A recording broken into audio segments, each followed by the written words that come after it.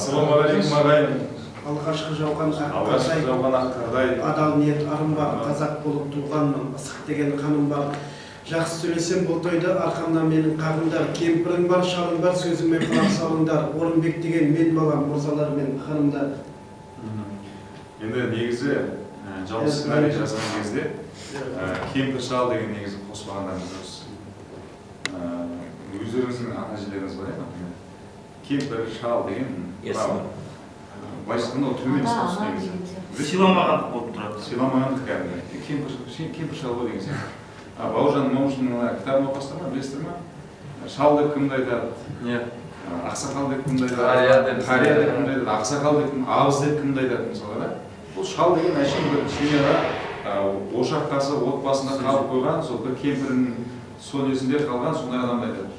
Қария деп кішкене өзінің әулетіне кішкене сөз жүреді. Ары қарай ақсақал деп бір ауылға сондай, ал абыз деп бүкіл жаңағы Қазақстан деңгейінде облысқа бір үлкен аймаққа сөзі жүретін жаңағы соған осындай деп бір жаңағыдай несін проблемасымен мәселесімен келіп сол жерде кесімін айтады, билігін айтады, кісілер сөйтіп айтқан. Сендер сондықтан да қазақтың салт дәстүрлерін сондай кітаптар жиі кәдімгі оқулар керек, білулер керек.